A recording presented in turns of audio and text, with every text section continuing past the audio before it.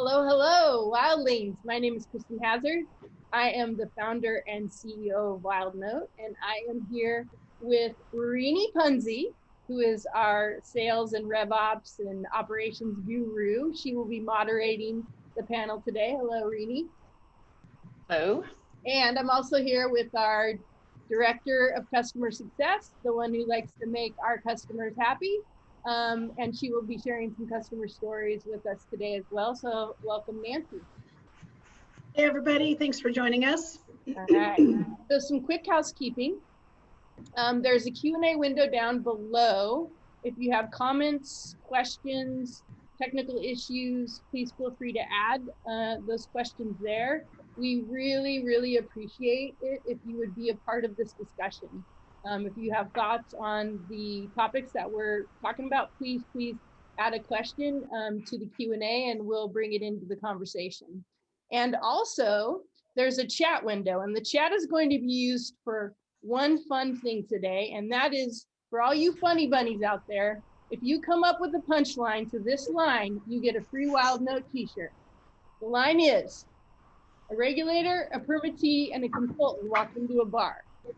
Come up with the punchline. You'll get a free t-shirt. All right, so WildNote. WildNote is a platform that automates the process of environmental compliance. Our vision here at WildNote is to promote the free flow of information between regulators, permittees, and environmental consultants working toward a more pristine environment and sustainable world. This is why I'm so very excited for this webinar today. We are bringing together representatives of all three. We lovingly refer to them as the RPC. The relationships between the R's, the P's, and the C's is both symbiotic and complex. They all rely on each other, yet the process naturally creates conflict. We think the free flow of environmental data is the key to this complex relationship working well. Technology is what allows this to happen. And that is why we are here today, to talk to these experts, these RPCs, about how technology will increase the efficiency and effectiveness of the environmental compliance process. How will technology increase the efficiency and effectiveness? That's the question. It starts with communication across the essential parties, which leads me to our very, very special panelists. Wow, what a group we have with us today. A massive amount of experience in this field. Let me start with the R's, the regulator. Antal Szill. Antal is joining us today from the Army Corps of Engineers, so he'll be bringing the regulator's perspective to the discussion. He is the lead ecologist for the Corps Los Angeles District, North Coast Branch, stationed in Ventura, California. He got his degree in biology from the University of California, Riverside, and has worked in the Corps' regulatory program for approximately 30 years. Wealth of experience coming to him. Antal has extensive experience with the aquatic resources of the inland, desert, and coastal regions of California, and he helps train Corps staff in all aspects of the Corps regulatory program, with an emphasis on delineating aquatic resources and conducting Endangered Species Act consultation. Antal, welcome. All right. Thanks, happy to be here. And now on to our P, permittee, Dillon Dittmer. Whenever we get a chance to talk to Dillon, we realize this guy has been thinking about this stuff for a really, really long time. Dillon comes to us from the Nebraska Department of Transportation, where he started working as a wetland biologist while he was still in college at the University of Nebraska. He earned his degree in environmental sciences with a natural resources emphasis. Post-graduation, he quickly earned the opportunity to lead NDOT's Technical Resource Unit, responsible for NDOT's wetland, threatened, and endangered species, noise, air, hazardous materials, and cultural resources programs. So he has a lot of boots on the ground experience that informs the way he sees the role of emerging technology. Dillon is driven to find innovative solutions that create efficiency in workflow processes, field data collection, GPS, GIS solutions, waste reduction, process standardization, predictive modeling, project program, and risk management. When he told us he's been thinking about today's topic for years, we knew he'd be a great addition to the panel. Thanks, Dillon, for coming. Welcome. Happy to be here. Thank you. All right. And how about some love for the C's? We have two of them here. The first is Nathalie Schils, Director of Offshore Energy at Tetra Tech. Natalie specializes in regulatory and permitting support for grid-scale energy infrastructure. Her deep experience of the regulatory process from the permittee's perspective helps her provide support to US and European clients navigating the complex federal and state regulatory process. As a project manager in Tetra Tech's energy program, she manages a team of 20+ subject matter experts and subcontractors to successfully obtain regulatory approvals for site assessment and construction of offshore and onshore projects. Currently, she is mostly working on wind energy projects. We are super excited to have her lend her expertise and experience to the discussion today. Thanks, Natalie. Welcome. And finally, last but definitely not least, Kenda Pollio. Kenda believed in Wild Note very early. She was one of our early adopters, so always have a special place in my heart for her. Kenda provides project management and technical expertise for utilities, independent transmission companies, independent power producers, and government entities. In the last 12 years, she has been the project manager for 750 miles of extra high voltage transmission line projects, all of which have been completed and energized. She has also provided project oversight and management for environmental compliance for 25 solar projects that have been successfully completed or are under discussion. Welcome, Kenda. All right, so here's our 4 folks: Antal Szill, Kenda Pollio, Dillon Dittmer, and Nathalie Schils. And now I will hand it off to Rini Punzi to moderate. Thank you. I couldn't agree more. What a great group of panelists we have here. Not sure this happens very often to have a regulator, permittee, and consultants all in the same room. So very excited for that as well. So I want to jump in and get your description from each of your perspectives of your situation. So I was reading an article recently by the University of California, and they were talking about the complex relationship between the three. In particular, the environmental consultants are hired by the permittees often, but they're also answering to the regulators, as well as, Natalie brought this up the other day, as well as the stakeholders, right? So there's even citizen stakeholders and investors and all, like it's more than this 3. But what I want each of you to talk about is, from your perspective, what do you see that situation? Like, is it awkward? Is what makes it easy? What makes it hard? Do you find yourself making sacrifices sometimes to please certain people? I want to start in the reverse order of Kristen's introduction, just to give everybody a share the love. So let's start with you, Natalie, and get your perspective on the situation as you see it from an environmental consultant point of view.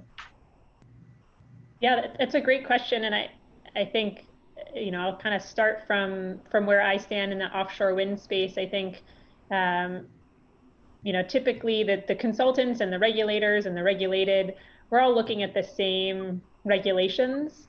But the reality is that most of the time the regulations it's only a handful of words, and it doesn't actually tell us how to get a project built, or, you know, how to maintain a project throughout its life cycle.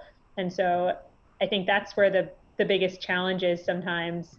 You know, it's interpreting a handful of boxes that we're trying to check off, and understand what that means in the real world. And for offshore wind, it's a particular challenge because the industry is so new in the US that there aren't a ton of examples for us to rely on. And so there aren't good templates and things like that we can rely on, both for compliance and for construction. So I think that's kind of where I see the relationship. We're all trying to work to the same purpose, but the reality is that the rule book is pretty vague sometimes, and we all have to work together to figure out how to interpret it. Yeah, thanks, Natalie. That makes a lot of sense. And I think we've had similar conversations with Kenda in the past. Like, every project, even though it might be the same permittee you're working with, every project has its own like variation on compliance. Can you talk to that, Kenda, about your perspective and how the struggles you have making that work. You're on mute. Thank you. So I think there's a lot of what I consider push-pull, and a lot of times the consultants are in the middle, and what you're trying to do is obviously push towards construction, push towards getting a permit or construction. You're getting pulled to make sure that you are in compliance from the regulator's perspective. So you're kind of that middle person, and I always think it's a push-pull relationship. And I do think, though, as we're sitting here talking about WildNote technology, the one thing that I do think that helps, regardless of where you are, who you are, what role you're in, it's that sense of transparency. And that goes, the transparency of this is what we're doing, and really being honest with the regulators and saying, look, here's where we are, here's what we're stuck in, we've got a mitigation measure. Is it going to work? Is this really effective? Is this going to work? Is it how is it going to work? And then to the permit, to your customer or client or the permittee, the builder, developer, what are, that side of it is, they're trying to push and they're like, get it done. And so it's a balance of trying to explain, look, here's the world we live in, and here's what we have to do to make it work. And yes, we're protecting the resource, but I know we need to get in construction. So it's a constant balance of, what's the priority, and everyone has their own. But again, being transparent on how we get there. And I do think that having a technology base, and there's a lot out there, but I did think, and as you all know, and what we're I'm sure going to talk about is WildNote, is that does help. That technology base helps with transparency. I think it shows real-time work, real-time, this is what we did.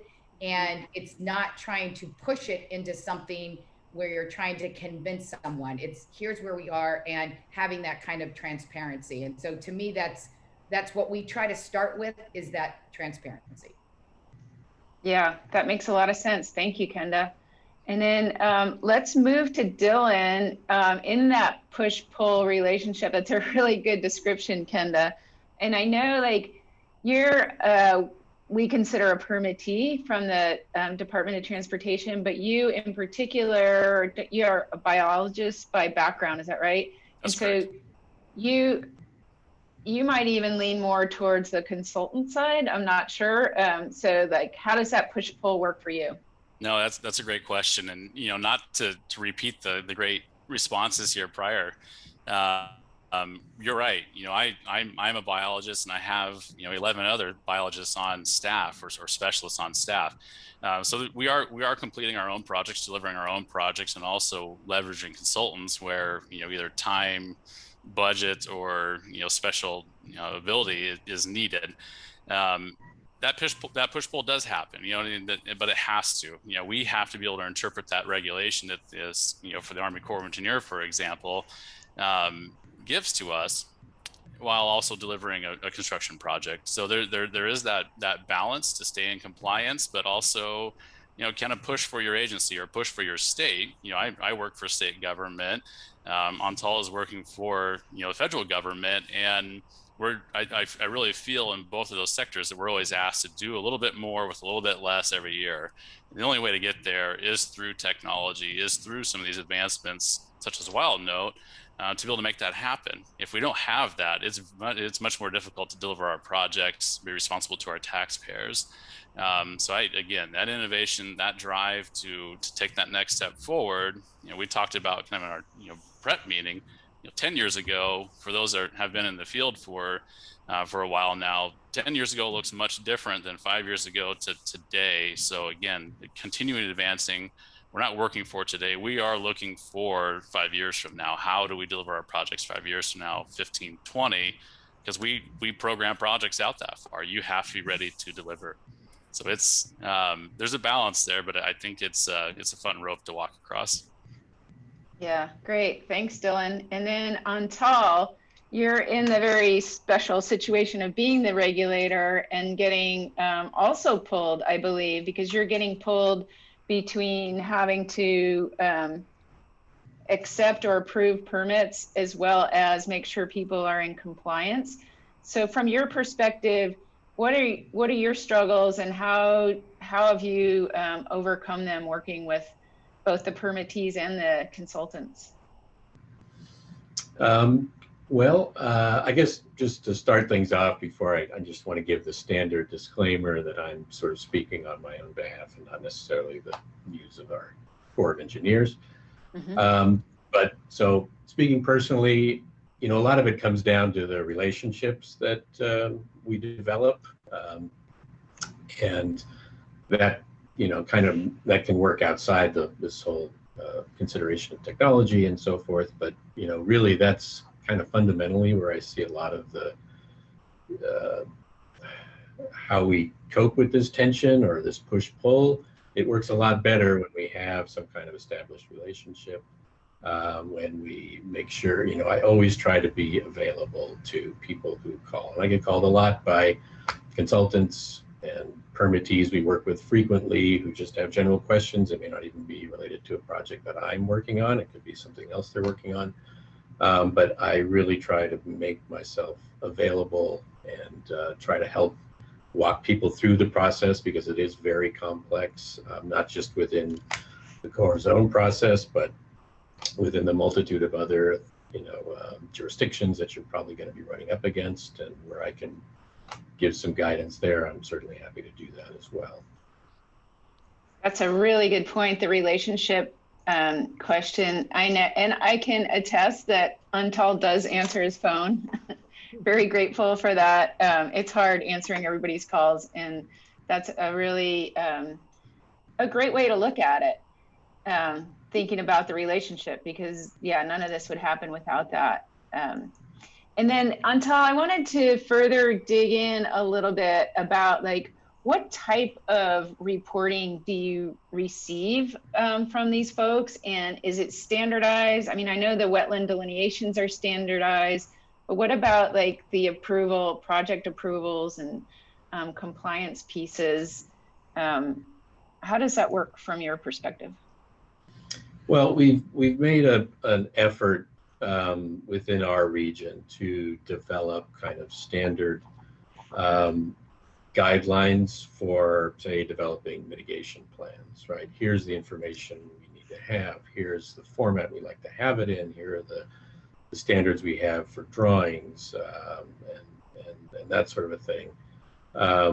We are certainly moving much more to a digital platform with everything, electronic forms, electronic submissions of applications and information, and getting, you know, I've been here long enough that we're just outside the typewriter phase, I think, when I started, but a lot of paper and a lot of filing and so forth, and that's all kind of going away. I mean, if you look at our physical archives of permits, you know, you go back 10 years and it takes up this much shelf space, and now you can, you know, squeeze it down to virtually nothing now, because we've gone basically everything electronic.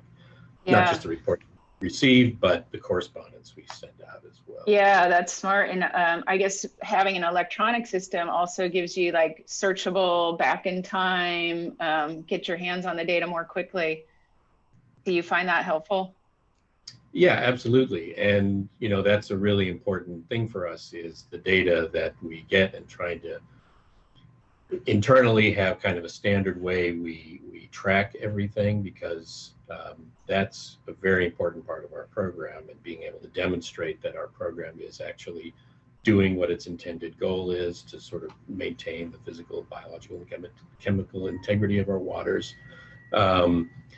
Knowing kind of on the big scale and on a cumulative level that, you know, having a way to measure these impacts that we're involved in, that we're authorizing, the mitigation we're requiring, to ensure that it's actually working, and to be able to demonstrate to the public who we serve that, yes, we are trying to achieve these goals, and we actually have the data here to show that we are. Great, great. Nancy, I think I saw a couple of questions come in. I'm not able to track them. Anything you want to throw at the panelists here? And you're on mute. Yeah. I wanted to first just piggyback on Antal's comment about that, and yours, Rini, as far as data being locked up. I remember in our early days talking with a fellow who worked for the BLM, and he shared that they consistently lose court cases because even though they've done their due diligence, they can't find it. So they can't actually find their documentation because it's in a box in an office on a piece of paper. So, you know, that's a plus for going to a database situation. The other thing is we got a great chat comment, and I think it's a real oversight. The comment was, we've left out the stakeholders in our survey. So yeah, in the poll. And I think that's really a great point. And I would love to hear from the panelists, you know, where do stakeholders play into this? I know we've worked on some projects that have been pretty high profile, and the stakeholders have really driven the need to have a quick way of reporting out because the public wants to know what's going on. So I'm curious about that. If anyone has a thought about Natalie that. has some ideas on that. Yeah, and I would also say that on stakeholders, and sorry, Natalie, I didn't know. I was going to say on the stakeholder, you know, a lot of times, and I'll just speak to, you know, construction compliance. I mean, there's obviously a lot of stakeholders on the permitting upfront piece of it where there's, you know, there's applicant initiated public outreach to stakeholders and agencies. There is then the required, you know, part of the CEQA NEPA process where there's scoping and required stakeholder process. And then there's on the back end, when you're in construction, the more what I consider obvious, where many people may not have been involved through the permitting phase. They may have kind of said, somebody else will deal with it, or I didn't comment or whatever. And then we have a situation right now where the poles are being constructed in their front yard and they're like, I'm sorry, no one ever told me this. And do you want to talk about stakeholders becoming involved where they are standing in front of the construction zone right now? Actually, that happened a couple days ago. So all of that is, you know, stakeholder involvement. And I look at, I'm talking about more of the public, but there's obviously agency stakeholders and all of that. And that may be something Natalie's going to talk about, but I just wanted to say that it is something that the technology does help on the construction compliance side, because obviously there's a prescriptive process. There's a lot of applicant things that can be done that are, sometimes your client is over the top. I like that because, again, as you know, I'm transparent. I like the public involvement process. I think it's better to get it out there, not try to sneak it in, because it's better for people to know what you're doing. They're going to see it eventually. So let's, you know, take our lumps now and deal with it. However, that's not always everyone's thought. But as you move through and you get to the end, a lot of times the public want different things. And sometimes it is, we are just, and I don't want to say we're just, that's probably not the right way to say it, but we are dealing with our mitigation requirements. And so what we're trying to do is demonstrate how we're following guidelines, how we're following the regulations, how we're in compliance, and having the technology there to back that is also something that's very good. I will give one example of where we've been out in the field and we're using, you know, our daily monitoring reports or our daily, you know, out there using, again, WildNote on a daily basis, but we've used it where people have come up, and obviously we make sure that they're talking to the right person. But when they do, they say, you know, that you are on top of that nest. And actually we're able to show them the tablet, no, we're actually, you know, this is the distance and we're this far away. And this is what our mitigation measure says. So, you know, a lot of times the technology and having it available on a tablet, real time, again, really creates that transparency, because we're able to say, you know, I know that I'm sure you don't like the pole in front of your house, but your comment to me about a nest being 2 feet away, let me show you it's actually 100 feet away or 200 feet away. It's within the approved buffer. So there's all sorts of I could talk about stakeholders forever, but I did want to say, we have another webinar for that. I think you could. You could probably have 10 more, but I do think that technology helps. Again, I'm a broken record here on the transparency, but with stakeholders, it also really does help, because it does just verify that you've documented the life of your project and how you've met your requirements. And again, a lot of times stakeholders want you to go way above and beyond, but obviously there's got to be some guidelines. And I think you have to meet the regulations and demonstrate that you're doing that. Really good points. Thanks, Kenda. Natalie, do you want to add to that? I know like the offshore wind efforts are really about to explode, and I feel like anytime there's water involved, there's all kinds of eyes on the project. Absolutely, and I think kind of any newer industry, there's a lot of questions, and folks rightly want to make sure that it's done properly, and that there aren't more impacts than there need to be. And kind of to tie two things that I think Kenda and Nancy were getting at, I think, with where we're at now, I don't think we're losing a file because it's in a box, but I do think that oftentimes things are lost in email. And so the ability to have a database where you can, to Kenda's point, kind of quickly point to something and say, let me correct the record quickly, promptly, before this spirals into, a case of he said, she said, and really resolve an issue. I think the other piece that technology can add here in terms of the transparency is kind of open data sharing. I think for a lot of these projects, there's a lot of survey work that goes into it, and understandably the developers might not want to share the data right away because they're paying for it and it has some competitive advantage potentially. But I think in the long run there's interest in turning this data into kind of more public facing science that can be used to study other issues. We can look at climate change because we've got years and years of data for different projects that are stacking up. And so I think the ability to look beyond just immediate compliance when you've got the data already in an easily digestible and shareable fashion is really beneficial. And, particularly when you look at, as an example, North American right whale, very, very endangered species right now. And if there's a possibility to kind of share when a whale is sighted and where it's sighted, and immediately come up with a dynamic management area and circulate that information beyond just the project, but to other mariners in the area and other vessels that are out there. And that way, kind of more broadly than the project, there can be a reduction of impact. So I think that kind of that transparency, that immediacy, and that ease of working through the data, the technology is pretty key in making that happen.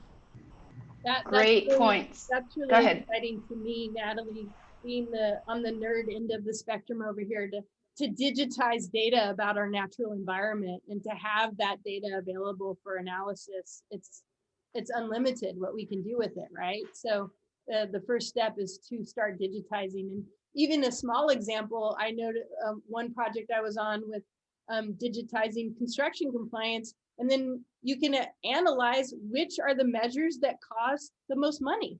And are they actually measures that are protecting the environment? Just something as simple as that you can start doing when you digitize data. And then saving blue whales is on the other end of the spectrum of like, it's even more amazing. Yeah, Kristen, I was just about to say you are music to Kristen's ears. Like, her big vision is definitely sharing data and helping the entire Earth, not just like these individual projects are important, but it's definitely bigger than that. And we could get to this at the end maybe of this discussion, but like, yeah, let's dream about the big picture of how data can help us help everybody.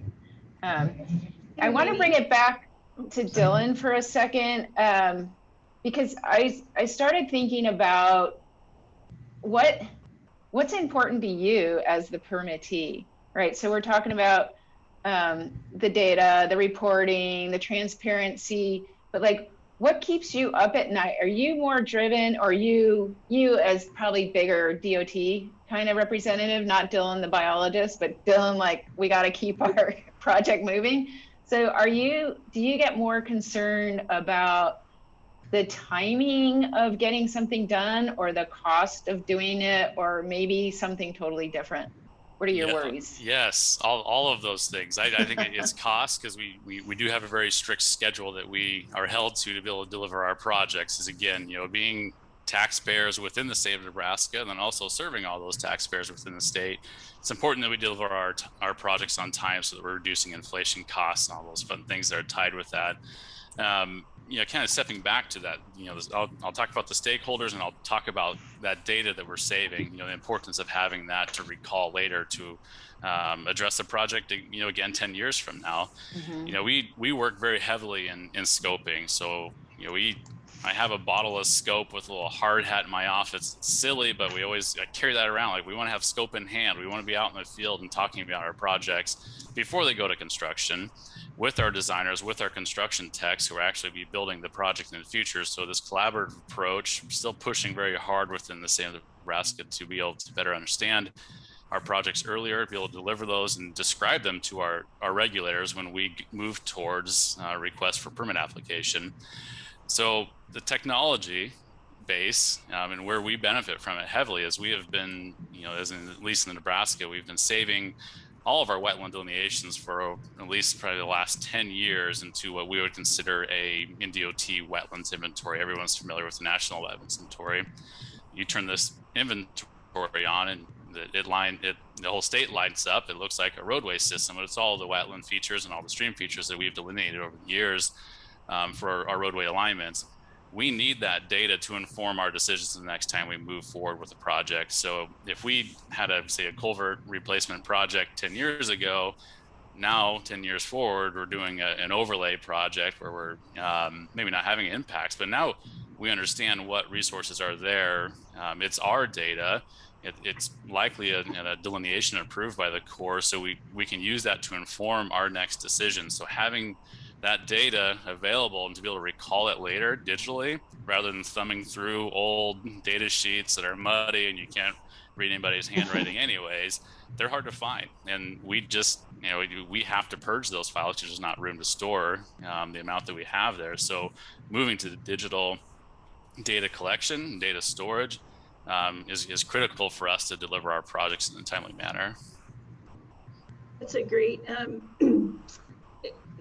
it's fantastic piggybacking on that and kind of tying into what Natalie said about, other purposes of digital data collection. Here's a question, and maybe Dillon, you alluded to this, and maybe Antal, you can chime in too, but how many times is the same piece of property touched by something that's regulatory? And how many times is the same act done over and over to that?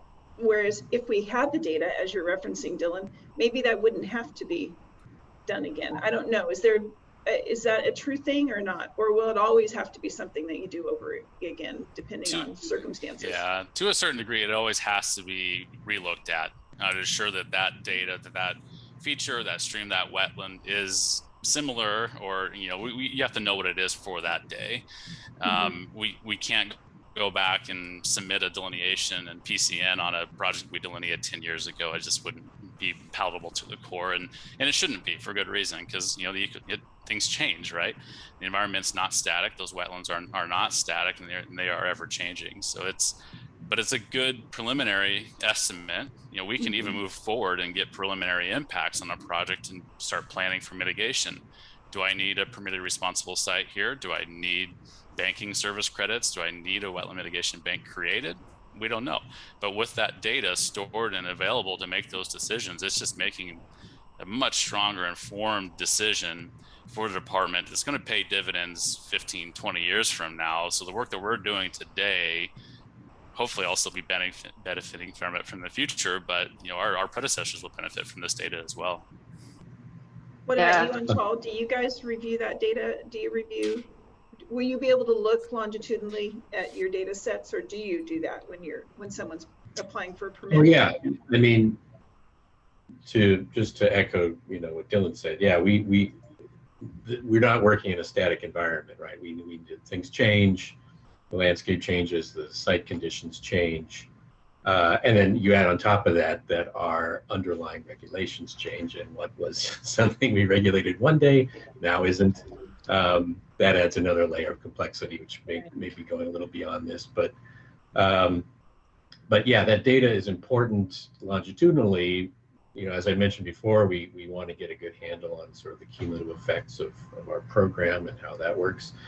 It might help us to develop some regional conditions for our nationwide permits, for example, that can zero in and target a given watershed or a given resource type that we're starting to recognize based on data rather than just kind of conjecture that, hey, this is an area of concern. We need to kind of start targeting our attention on this. It can also be helpful in developing, strategies for mitigation. What is the critical resource? Where are the opportunities for developing mitigation? Where is it really needed?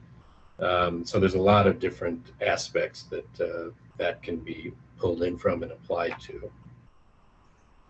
Yeah, good points. I'm wondering, Antal, what happens like when that breaks down? If you can't go back and I'm not sure how to form this. So maybe back up, are there initiatives in place to get that data more readily available for this historical kind of referencing? Well, I know that, as an agency, we're trying to be more transparent about, making this information available to the public, at least in terms of our permit decisions. Here's what we're working on. Here are the permits we've decided, decisions we've made, and our jurisdictional determinations, and making that kind of information available, as opposed to just stuff comes in, some mysterious process goes on here, and then a decision is made. And if you want to know about it, well, just submit a Freedom of Information Act request, that you can figure it out. So we are trying to be more transparent, make that more readily available to folks in that sense. Yeah. That makes me think of something that Kristen mentioned, and I want to bring it back up because I think I've heard Kenda talk about this, and that is when you have requirements for a project, then the next project that comes along often starts with that set of requirements, but then another one's added on, and then the next one gets added on, and then you have these ever growing requirements for your projects. And what Kristen mentioned was, if you had a way to measure which measures are actually effective and are they actually helping the environment, do you think there would be a better way to review things that have worked in the past? And so instead of adding on a conga line or a train where you keep adding on more cars and more measures, would that be a helpful thing? Is that something that you come up against? That's for either Antal or Kenda, whoever wants to respond to that. I would say that, from the consultant's perspective, what we try to do is propose proposed measures that, we feel obviously, satisfy any type of significance criteria, to minimize the significance of environmental impacts. I mean, that's what we try to do. What we see a lot of times happen, and again, we, work with all sorts of agencies, but a lot of times when we get the mitigation measures back,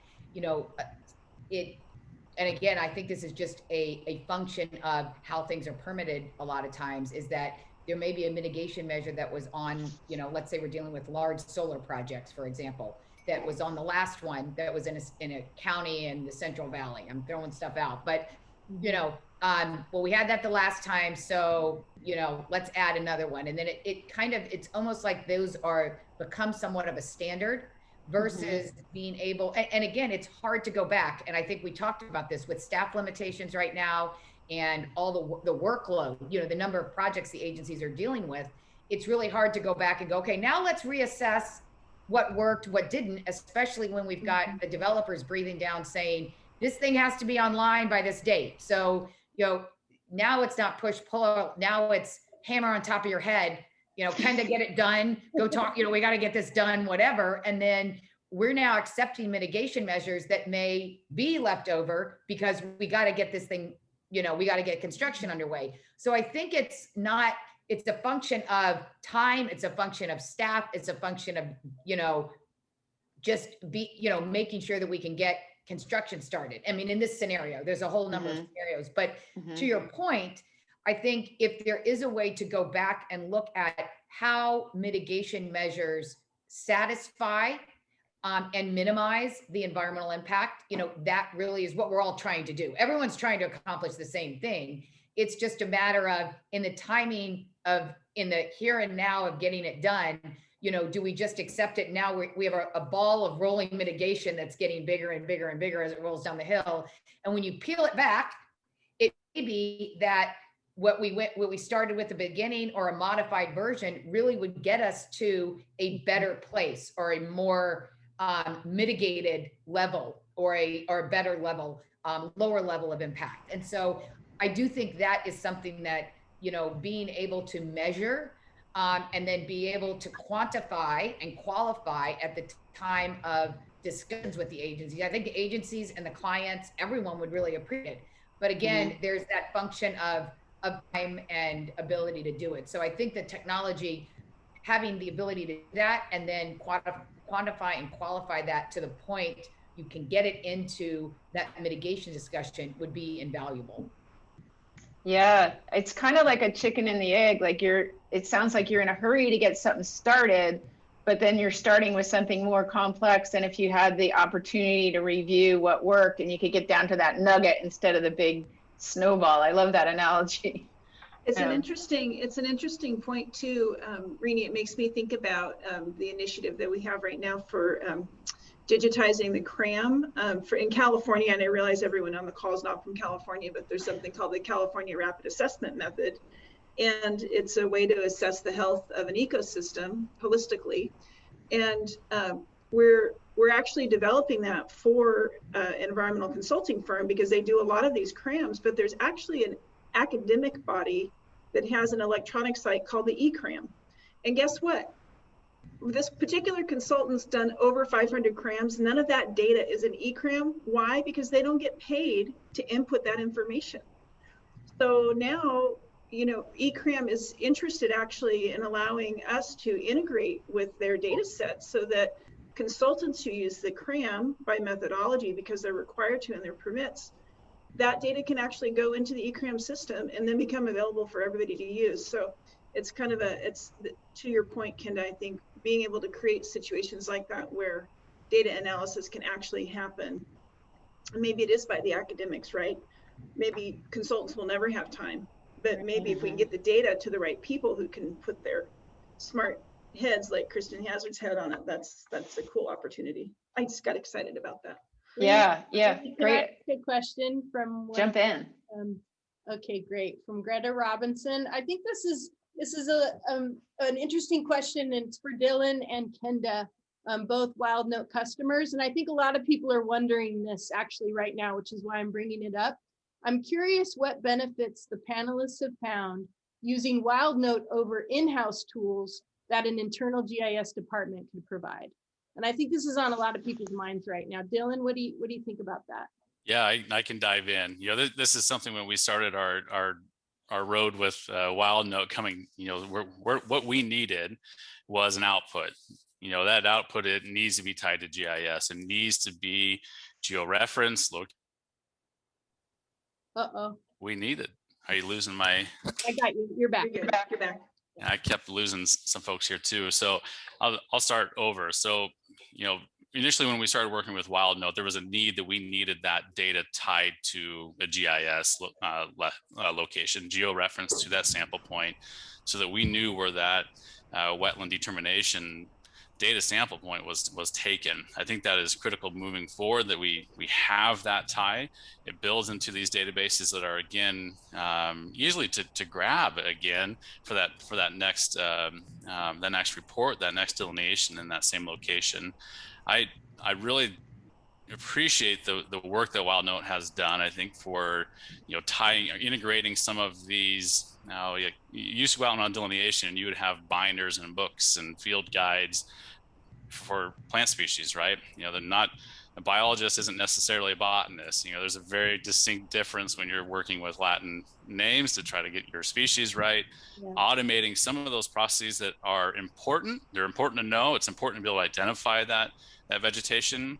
Do I need to know how to spell it? Probably not, but to be able to automate some of those simpler processes, automate some of the like prevalence index or some of the data sheet work that you're able to do through an automated form is critical. So then you know what you're looking at when you're in the field. Is it a wetland or is it not? You know when you have an automated form available, which is awesome.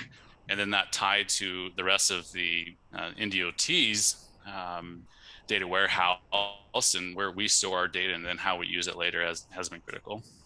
So let me just see if I understand. So I think there are 2 points you made there. Number one was the calculations that are occurring in the wetland delineation form, right? So you're out in the field, you've got an app that will give you the health of, is this a wetland or not, right there. And it's also got the Latin and common and symbol. So that's kind of cool. It's for faster data collection.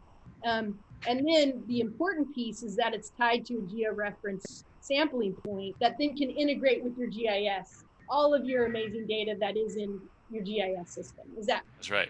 Yes. That's right. And then that builds on what that next 5, what that next 10 years looks like. Can we georeference that, provide those reports, provide those yearly monitoring reports to the Corps in a more interactive way? I don't know how far down the rabbit hole we'd like to go, but when my daughter has cooler tools on her iPhone than I have at work, I think there's a problem with the industry. So being able to advance some of those things through, I have to say augmented reality, I have to talk about virtual reality in these situations because all this ties into it. I think our reporting and our deliverables are going to look much, much different as soon as both our state and federal regulations can keep up with. Yeah. Kenda, do you have any thoughts on that in terms of versus the internal GIS tools?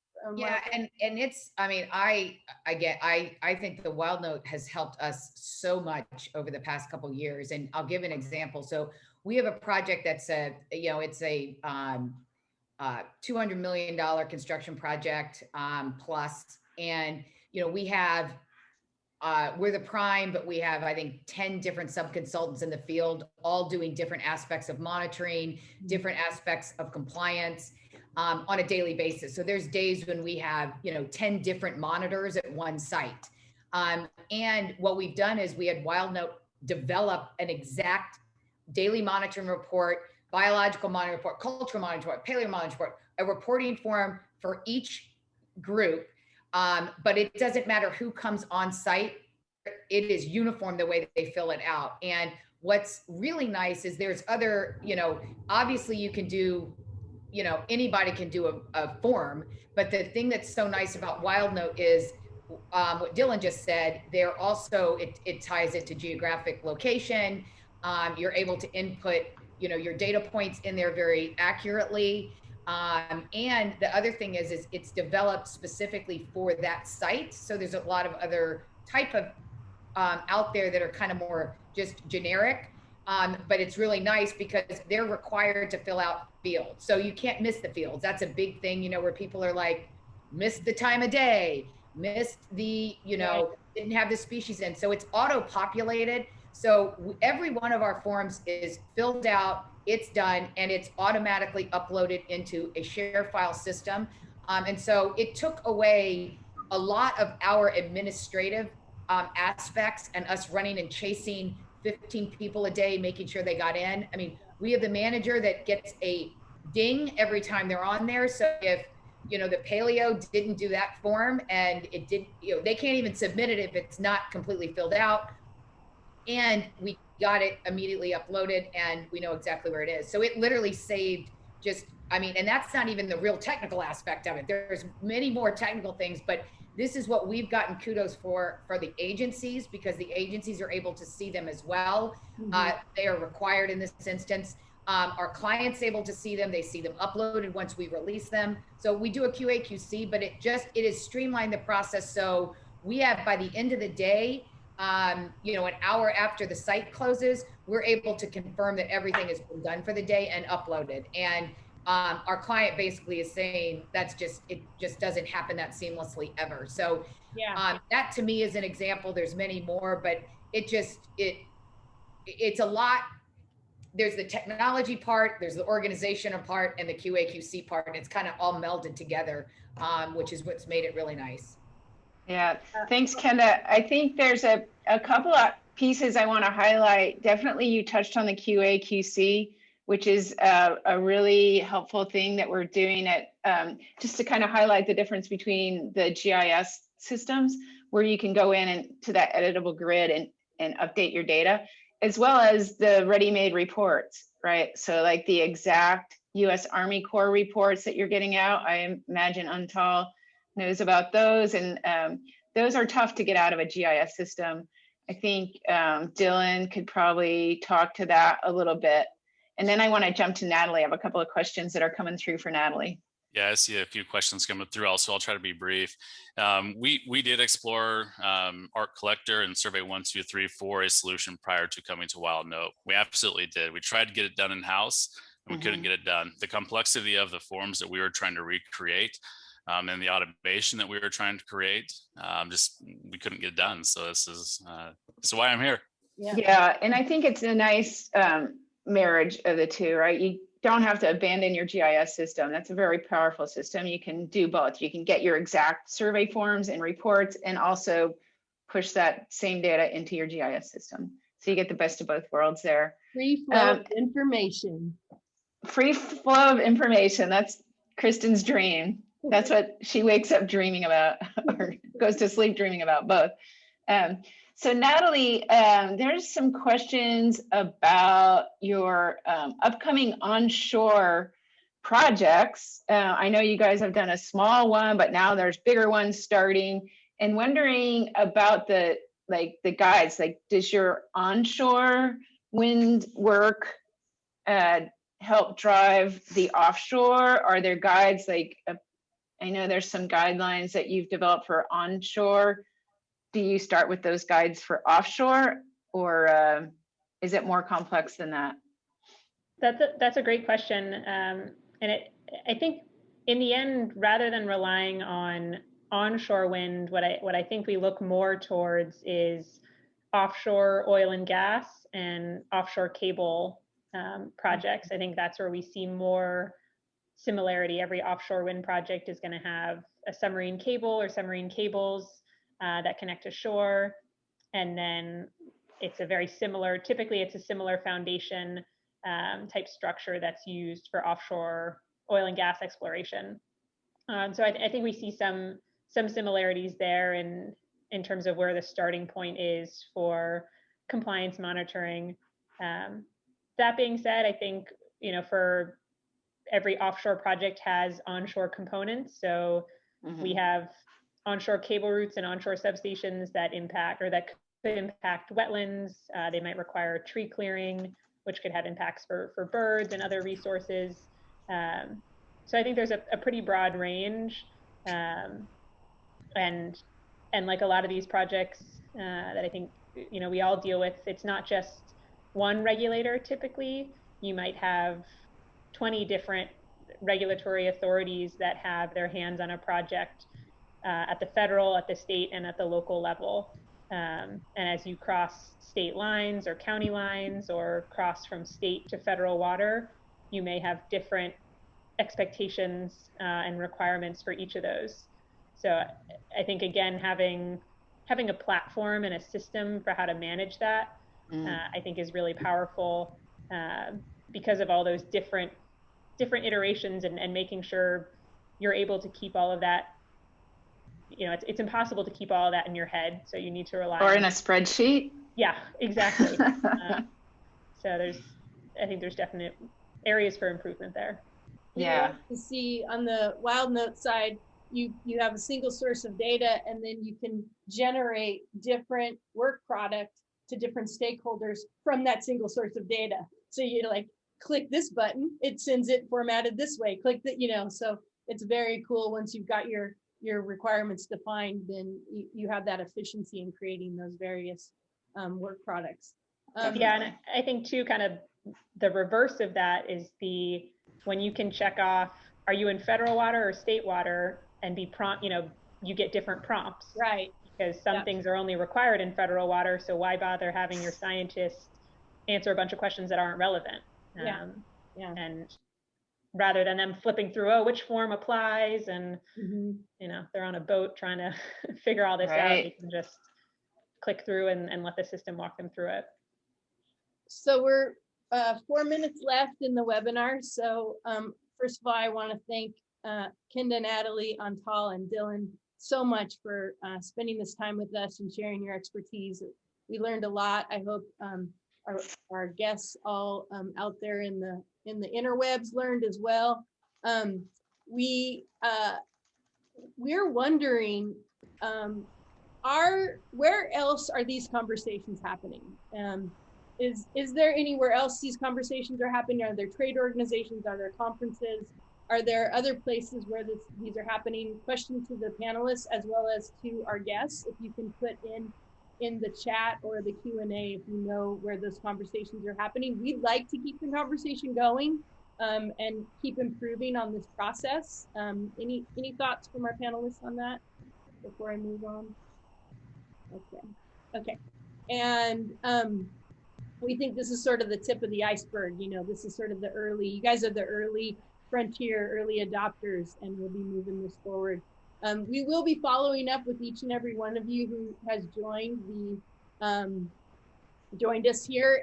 But if you want to, if you think that WildNote is right for you and you want to talk sooner, just get on our website and come check us out. And then also one more thing.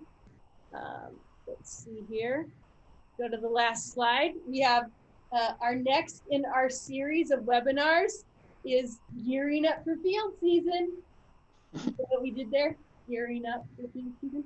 So best practices and favorite stuff for getting in and getting out, from boots that can handle wetlands to technology that won't let you down. All right, I'm sure we need some panelists for this. We need you to tell us you're like field people, like you're hardcore field people that could share how they prepare for each field season, and also some PMs. What do they do prior to field season? You know, are they going through analyzing, you know, the technology, how to improve this next field season? So please let us know if you know of anybody who could contribute to the next webinar, and we'll invite them. And I think that's it. Am I missing anything, Nancy? Yeah. Do we have any lingering questions? We do have a couple of lingering questions at the bottom of the chat, and there is one joke response. So Kelly Bartram, you got to send us your address, and we'll ship you a shirt. Send us your t-shirt size as well. Are you going to share the joke? Yeah, a regulator, a permittee, and a consultant walk into a bar, and the consultant compliance lead says, "We could have avoided this if you'd read the permits." So there you go. Well done. Thank you, Kelly.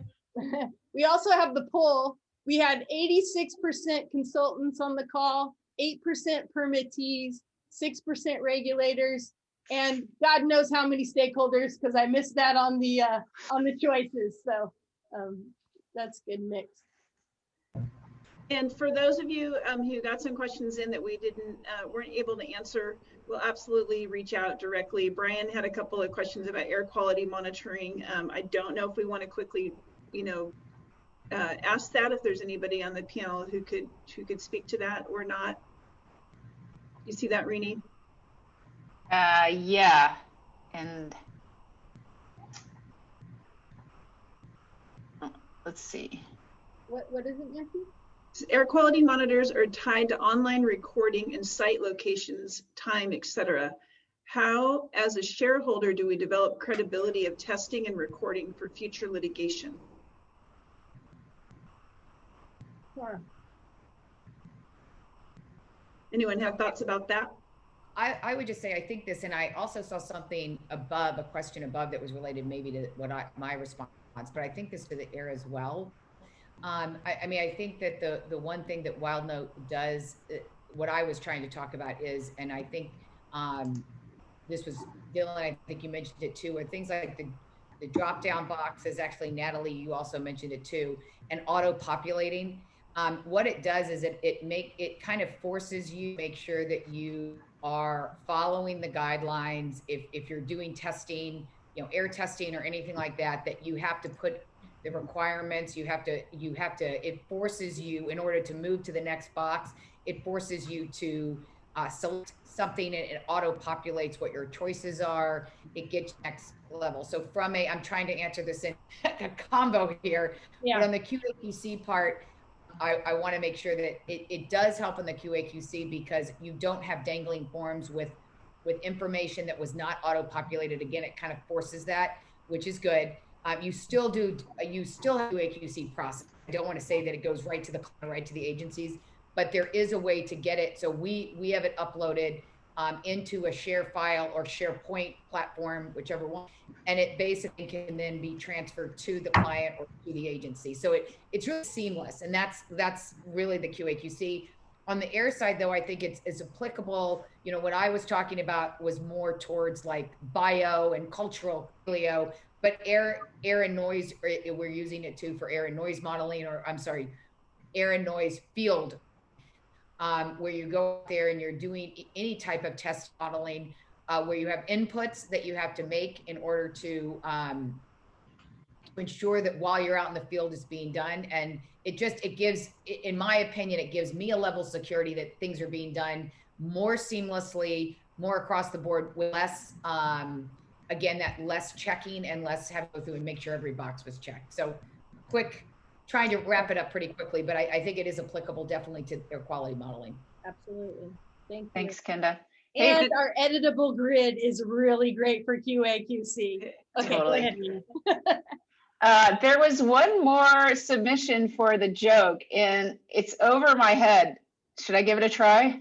Go ahead, Rini. Give it a try. Great. It's for all of the geeks out there who do Yeah. kind of And, work. Okay, so I'm going to probably mispronounce two things. The name, Yekaterina, and there's a word in the middle here that I'm probably going to mispronounce, but here we go. A regulator, a permittee, and a consultant walk into a bar. They see that it is a braid bar, depositing primarily via lateral accretion into existing bars, and it is made of sand and gravel. They note that these descriptions of the river morphology and wild note and continue on with their site visit. I think she gets a t-shirt too. Yeah. Absolutely. That's hilarious. We love our nerd friends. That's great. Of all kinds. Well, All thank you right. so much, panelists. You've been great. Like Kristen said, I really hope we can keep this conversation going. It's an important one.